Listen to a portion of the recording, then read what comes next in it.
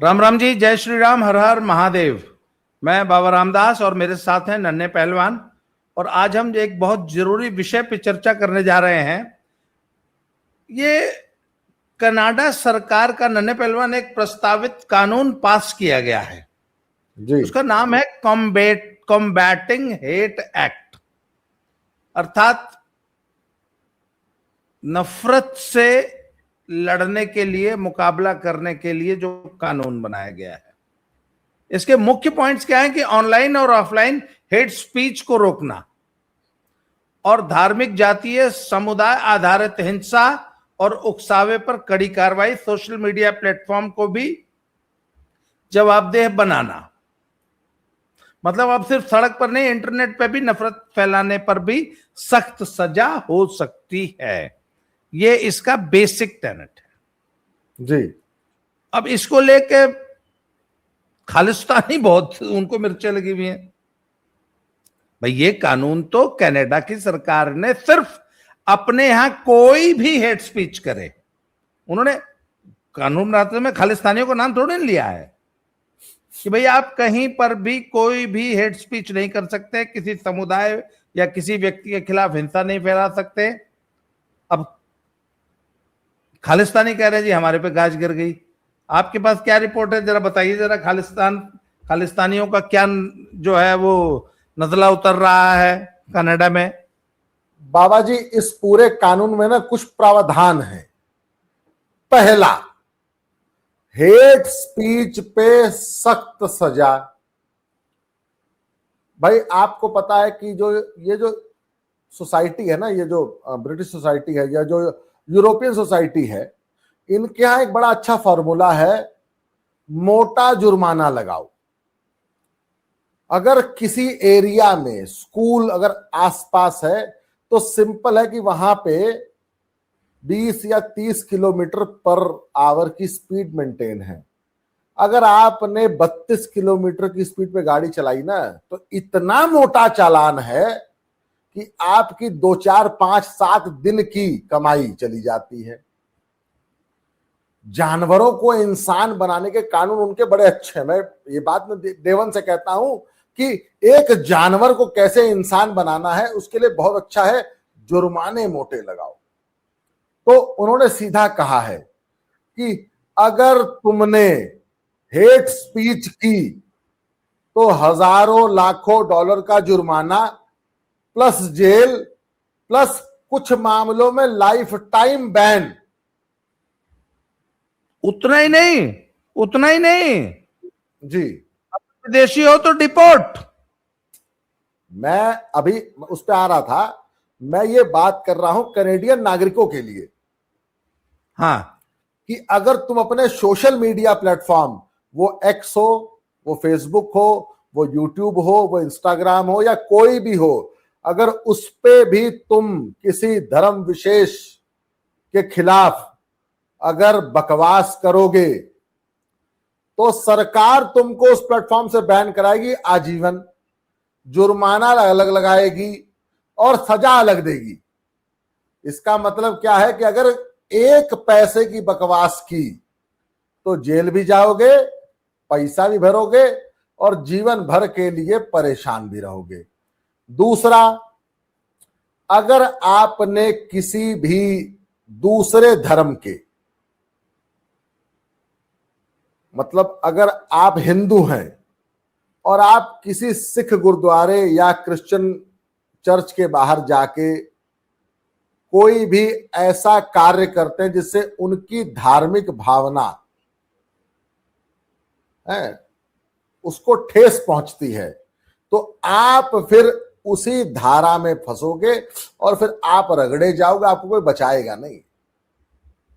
और अगर आप वहां स्टूडेंट वीजा पे हो, वर्क वीजा पे हो, हैं, टेम्परेरी वीजा पे हो, टूरिस्ट वीजा पे हो, तो तुरंत डिपोर्ट होगे और जीवन भर के लिए आपको ब्लैकलिस्ट कर देगी कैनेडियन गवर्नमेंट। इसके अलावा बाबा जी 1000 और चीजें हैं, उस पर आगे हम बात करेंगे अभी। अच्छा, नहीं तो खालिस्तानियों को क्यों इतनी मिर्ची लगी है? क्योंकि हिंदू मंदिरों पे वही सबसे ज्यादा अटैक करते हैं, वही सबसे ज्यादा ग्राफिटी लिखते हैं हिंदू मंदिरों के सामने, हिंदू शोभा यात्राओं पे वही सबसे ज्यादा हमले करते हैं, वही उनके सामने जाके धरना प्रदर्शन तलवार भांजते हैं। तो इनको लग रहा है कि ये तो हमारे खिलाफ एक्शन हो गया। अच्छा, उसमें भी मोदी जी का नाम आ रहा है, पता है कि मोदी ने करा था। हाँ तो भाई डिप्लोमेटिक चैनल से कोई बात जरूर हुई, कराया है, नहीं कराया है, मोदी जी ने ही कराया है। मेरे पास एकदम पुख्ता जानकारी है कि मोदी जी ने ही कराया है। इनके पिछवाड़े पे जब 11 नंबर का जूता पड़ता तो मोदी ने कराया होता है। इंडिया में, कनाडा में, अमेरिका में जब इनके साथ कुछ भी होता है, पूरे यूरोप में, पूरे वेस्टर्न वर्ल्ड में इनके साथ कुछ भी होता है तो वो आरएसएस, मोदी, अमित शाह, योगी की साजिश होती है। लेकिन जब पाकिस्तान में ननकाना साहिब में गुरुद्वारे के ग्रंथी की बेटी उठती है,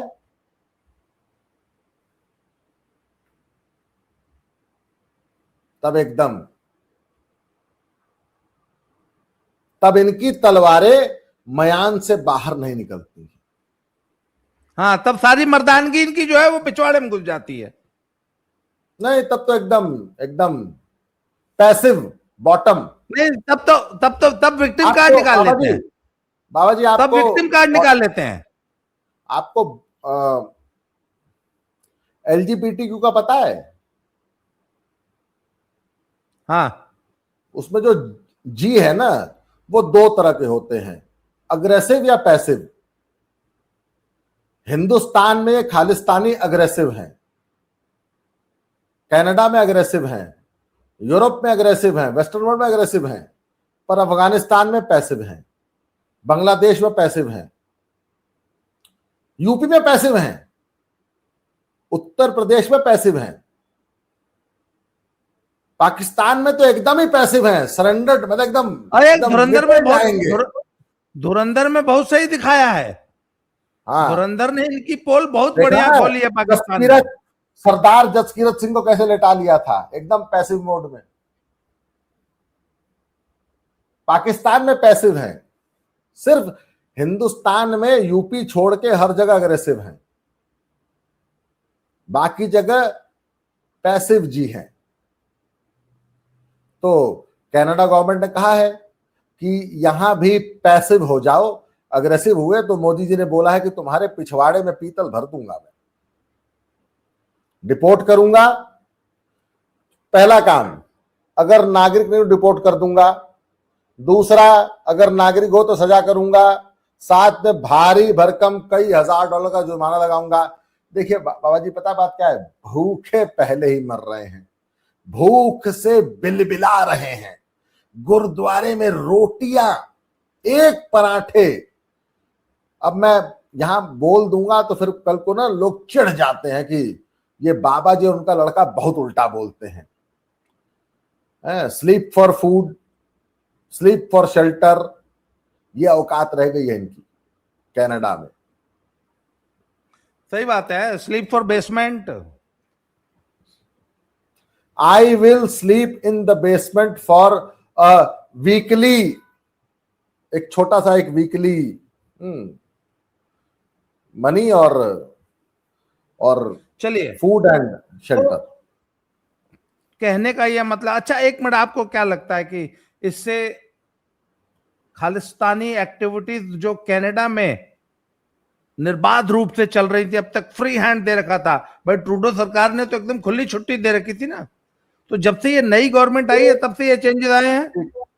एक मिनट, कनाडा की पूरी इकोनॉमी में ना एक बहुत बड़ा पार्ट है कि अगर कनाडा की एम्बेसी इंडिया में रहेगी और यहां से पंजाबियों के student, tourist, visitor, PR, business visa लगेंगे, वो उनकी पूरी इकोनॉमी का एक बहुत बड़ा पार्ट है। अगर आज इंडिया और मोदी जी अगर कनाडा को बोले कि झोला झंडा उठाओ, निकलो यहां से, हमको एक नागरिक नहीं चाहिए कैनेडियन इंडिया में, और जिसको जाना है पहले इंडिया की नागरिकता छोड़ो, किसी और देश में बसो, फिर वहां से कनाडा जाओ। मोदी जी ने इनको इनकी औकात ट्रूडो के ही जमाने में दिखा दी थी। हाँ बिल्कुल। तो इनकी औकात अच्छा, एक आज चीज और, भी मोदी जी के सामने। नन्हे पहलवान मुझे बताइए, आजकल जो एजुकेशन इंडस्ट्री चलती थी स्टूडेंट वीजा के नाम पे, बिलियंस ऑफ डॉलर्स जो जा रहे थे पंजाब से, सिर्फ वो सब बर्बाद हो गया। सिर्फ एक स्टेट बाबा जी, पंजाब। नहीं वो पर बर्बाद इस वक्त तो नहीं जा रहे कनाडा, बर्बाद अब हो तो गया कनाडा ना। का नंबर नहीं लग रहा। मोदी जी की एक पॉलिसी ने कनेडियन गवर्नमेंट का वो जो एक रेवेन्यू सिस्टम था उसको बर्बाद कर दिया, उसको बंद कर दिया, ठप कर दिया। तो अंत में कनेडियन गवर्नमेंट को मोदी जी के सामने नतमस्तक होना पड़ा, सरेंडर करना पड़ा। इसको कहते हैं कि surrender in front of Narendra. वो राहुल गांधी बोलता है ना नरेंद्र सरेंडर, नहीं, Canadian government surrender in front of Narendra Modi, in front of Amit Shah, Ajit Doval. यह औकात है कनेडियन गवर्नमेंट की कि मोदी के एक इशारे पे खालिस्तानियों की सारी औकातीकरण कर दी, उनको बधिया कर दिया। उस सरकार में जहां पे ये खालिस्तानी रोज हिंदुओं को अपमानित करते थे, उनके साथ बदतमीजी करते थे, आज मोदी ने हाउस ऑफ कॉमन्स में, उनकी पार्लियामेंट में अपनी औकात दिखाई है कि तुम्हारी ये औकात है। अच्छा नहीं, अभी जो रिसेंटली एक जो वीडियो चल रही थी जिसमें वो भगत सिंह को गद्दार बता रहे थे, वो भी तो कनाडा का वीडियो है। Bhagat Singh as a Hindu, as a Indian मेरे लिए बहुत पूजनीय है। तुम लोग भगत सिंह को ऐसे ही गद्दार बताओ, कल को ये उधम सिंह को बताएंगे। तो नन्हे पहलवान, आज की चर्चा को अब हम यही समाप्त करेंगे और दोबारा किसी नए टॉपिक पे फिर से मुलाकात होगी। जय श्री राम, हर हर महादेव।